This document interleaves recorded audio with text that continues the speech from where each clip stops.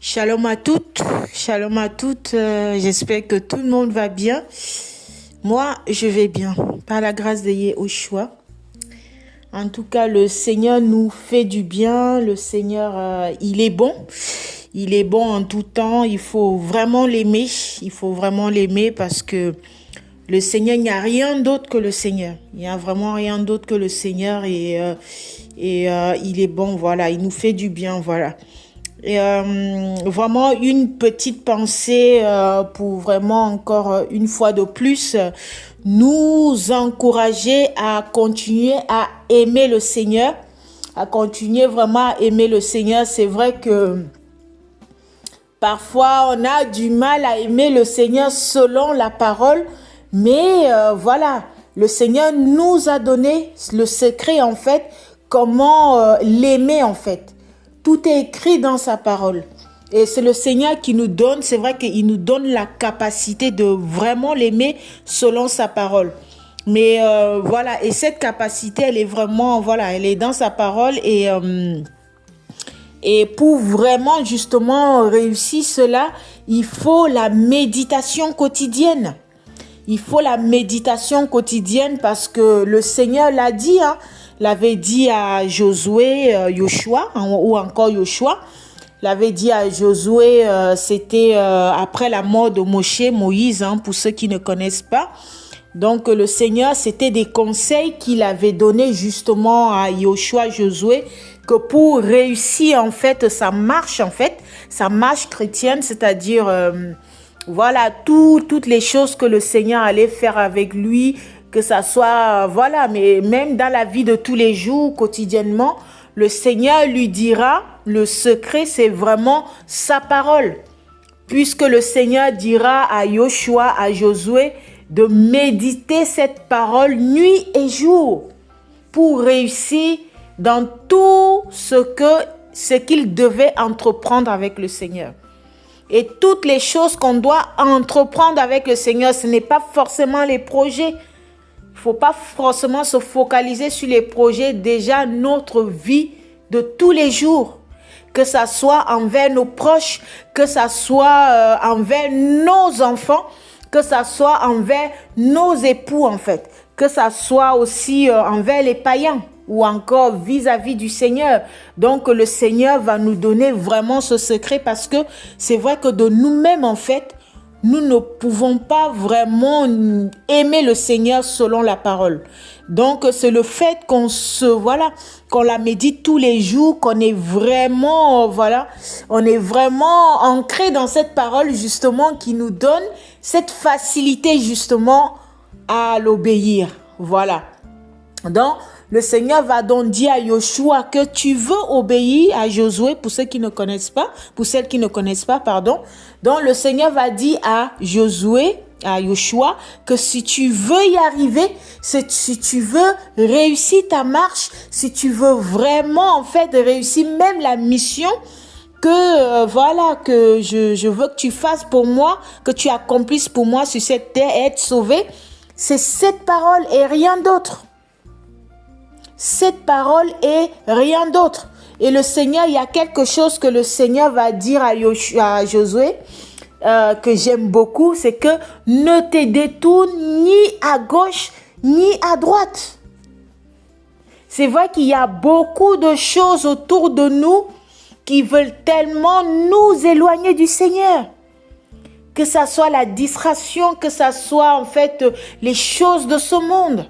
Que ça soit encore même au milieu de nous, voilà, parce qu'on entend des choses, on peut entendre des choses des choses ou encore des critiques ou encore, voilà, ça fait partie, toutes ces choses-là font partie des choses qui veulent nous arrêter. Des choses qui veulent que qu'on sorte complètement de la voie du Seigneur ou encore qu'on s'éloigne du Seigneur. Mais le Seigneur va donner ce conseil à Josué que si tu veux vraiment y arriver, que tu veux vraiment aller jusqu'au bout, ne regarde pas à ces choses-là. Et c'est vrai que parfois ça peut être difficile. On dit Seigneur, mais comment est-ce que je vais faire pour ne pas regarder? Mais justement, c'est cette parole-là. Parce que quand on est ancré dans cette parole, quand on aime la parole, quand on la médite quotidiennement, parfois on n'entend même pas ces choses. Pourquoi? Parce qu'on a une relation avec le Seigneur, on sait comment, où le Seigneur nous amène, voilà. Pardon, on sait où le Seigneur nous amène. Donc c'est pour ça qu'il dira à Josué, ne regarde ni à gauche, ni à droite, ne regarde pas autour de toi. Ne regarde pas, voilà, ou encore tes soeurs, voilà. Il ne faut pas regarder cela. Mais regarde à toi, mais sans oublier en fait pourquoi le Seigneur nous met en garde aussi par rapport à ces choses. Parce que si on regarde à cela, on va se détacher du corps. Or, cela n'est pas la volonté du Seigneur. La volonté du Seigneur, le Seigneur veut qu'on soit en corps. Parce que c'est comme ça qu'il a fait les choses. Ces recommandations, voilà les recommandations qu'il nous a données à travers sa parole, c'est la notion du corps, la famille spirituelle. Parce que le Seigneur lui-même, il est la tête. Parce que le corps, le pied n'a pas la même fonction que la main. L'œil ou encore, voilà, le pied n'a pas la même fonction que, voilà, l'autre membre du corps. Donc, on est tous, voilà, nous sommes les enfants du Seigneur, dont le Seigneur veut qu'on observe aussi, voilà, ce principe-là, voilà. Parce que le Seigneur, c'est un Elohim de principe. Que malgré, voilà, que des choses autour de nous, mais nous devons en fait demeurer en fait dans ce qu'il dit à travers sa parole. Et c'est vrai que ça peut être difficile, mais le Seigneur nous a donné le secret. Il dira,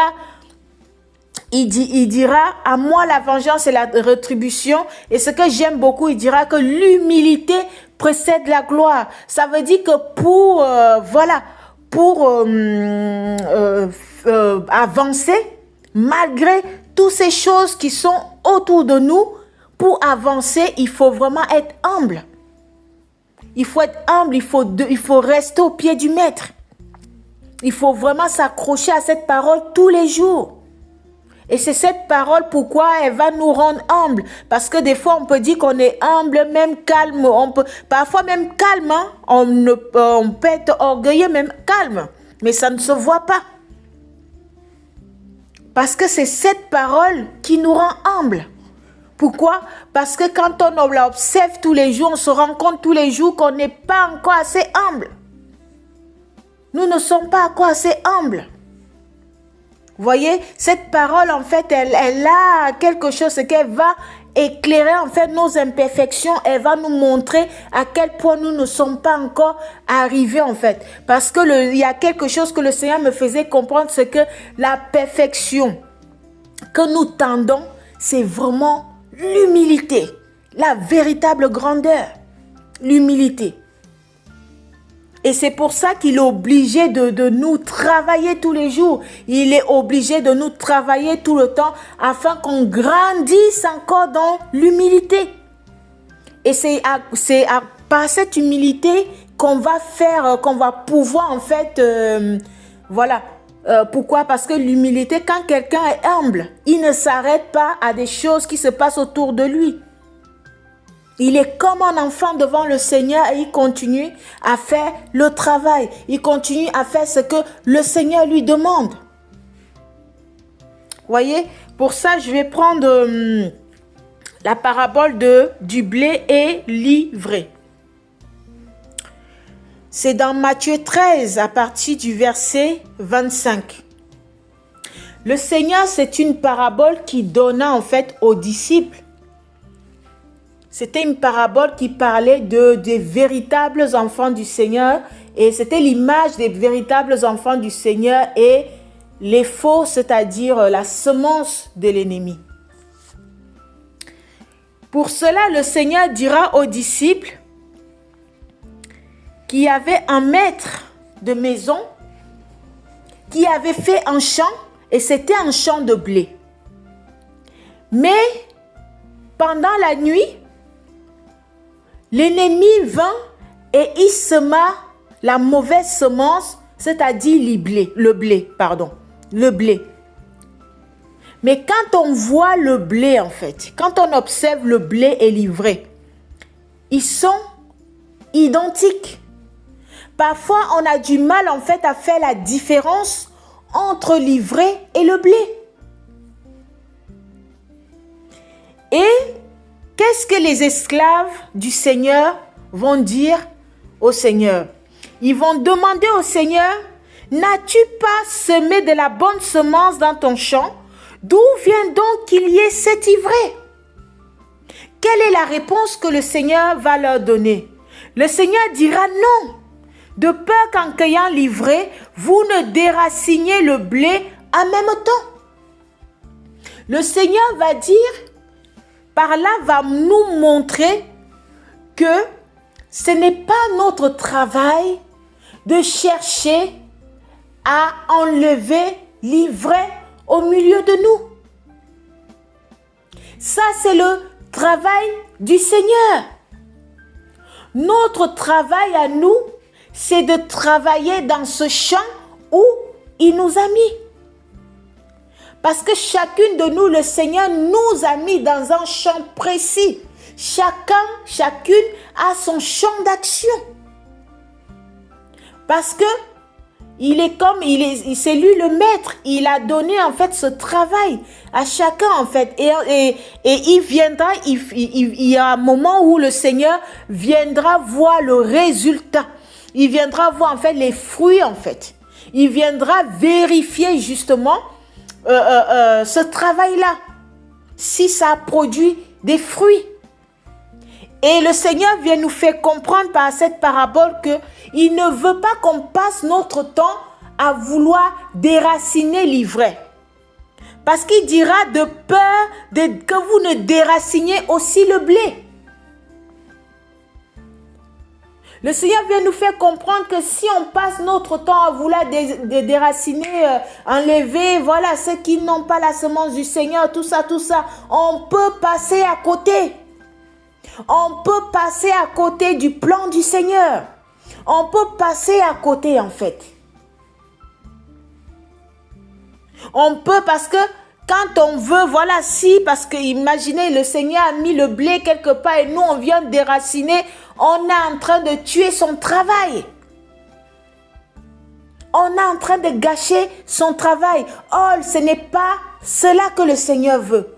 Le Seigneur ne veut pas qu'on passe du temps à vouloir déraciner l'ivraie parce que cela n'est pas notre travail, cela est le travail du Seigneur. Le Seigneur, lui, veut ce qu'il veut, lui, pour nous, c'est de continuer à travailler dans le champ sans s'occuper de l'ivraie. Parce que cela, c'est lors de la moisson, en fait, que le Seigneur s'occupera de ça. Ça veut dire quoi? Ça veut dire que le Seigneur n'a pas le temps pour ça. Le Seigneur a quelque chose à accomplir en fait dans ce champ. Lui, il veut accomplir les choses. Il ne veut pas passer du temps, il ne veut pas qu'on perde notre temps à vouloir déraciner l'ivraie. Pourquoi? Parce que le temps est court. Le temps est court. Parce que le Seigneur a tracé un chemin pour chacune de nous. J'imagine que le Seigneur, imaginons que le Seigneur a donné 10 ans à tel, ou 20 ans à tel, ou 30 ans à tel. Imaginez ce temps, le jour que le temps va s'écrouler, qu'est-ce que le Seigneur va faire? Le Seigneur mettra ceux qui n'ont pas travaillé de côté, il va passer à d'autres. Donc le Seigneur ne veut pas qu'on perde du temps pour ça. Le Seigneur veut qu'on se focalise sur le travail qu'il veut qu'on fasse dans ce champ-là. Parce que l'ivraie, c'est son travail à lui.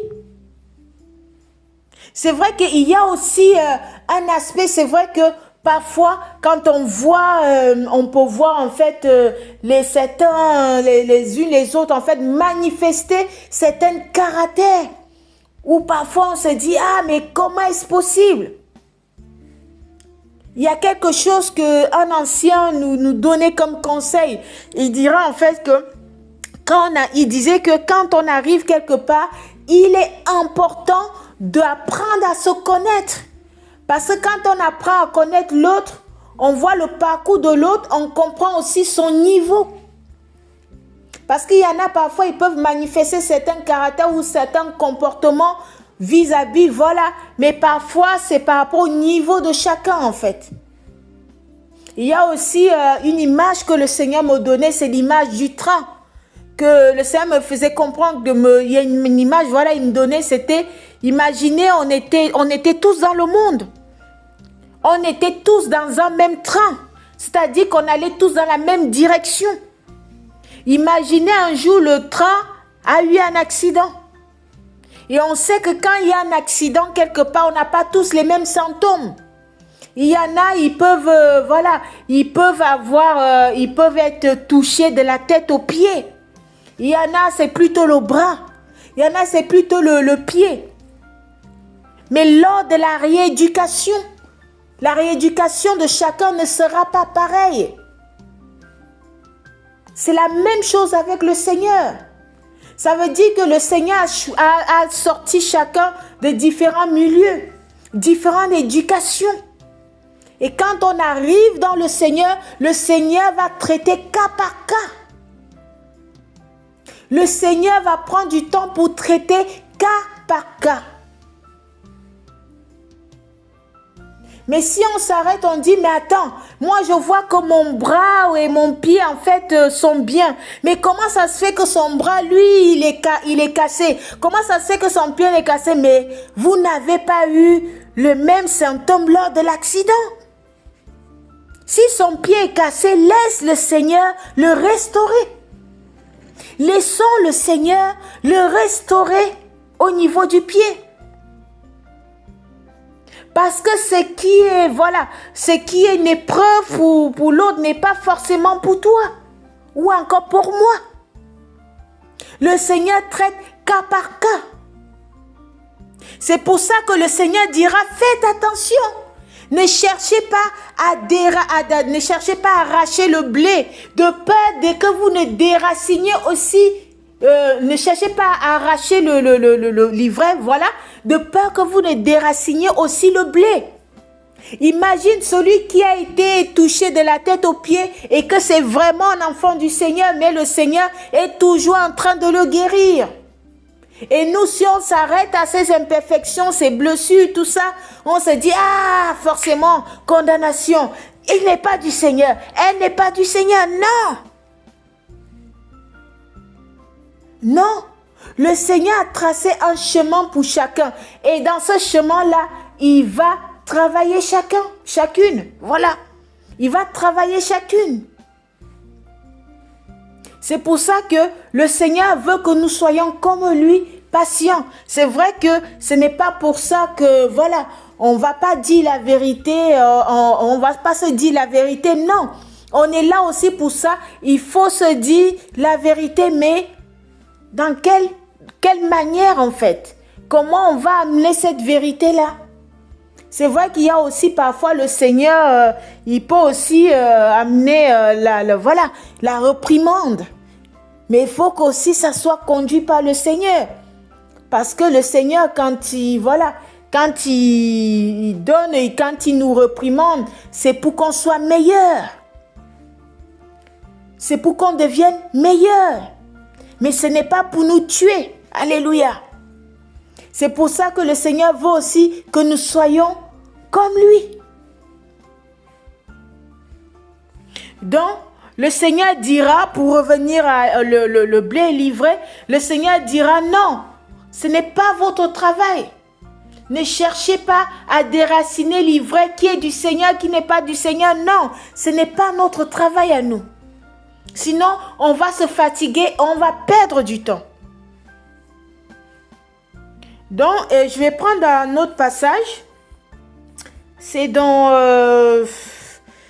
Matthieu, chapitre 14, à partir du verset 13. Ce passage m'a beaucoup touchée parce que ça parle de Jean, Yohanan. Yohanan, en fait, on sait comment il est mort. Yohanan, en fait, avait été décapité par le roi Hérode. Voilà. Et les disciples, en fait, un jour, vinrent dire à Joshua que Yohanan était mort. Ce qui m'a touché réellement avec Joshua, c'est que notre maître, il est vraiment parfait. Hein. Vraiment, le Seigneur, il n'y a rien à dire. Il n'y a rien à dire, il est vraiment parfait. Le Seigneur n'a pas cherché à comprendre. Je ne dis pas qu'il faut être indifférent à ce que les uns les autres vivent. Non. Le Seigneur, en fait, avait une mission à accomplir. Il avait un but, en fait, à atteindre sur cette terre. Il connaissait aussi le temps, en fait. Il savait qu'il n'avait pas beaucoup de temps. Mais quand il avait appris, en fait, la situation de Yohanan, quelle était sa réaction? La Bible nous dit que il se retira en bateau dans un lieu désert à l'écart. Il avait même continué à parler de cette parole. Ça veut dire qu'il ne s'était pas arrêté, en fait, à la mort de Josué, à la mort de Jean-Baptiste, pardon. Il ne s'était pas arrêté à ça.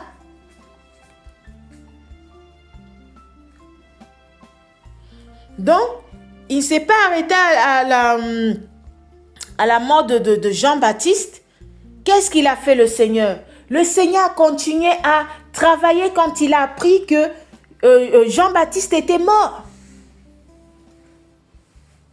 Quand il a appris que Jean-Baptiste était mort, il a continué à travailler.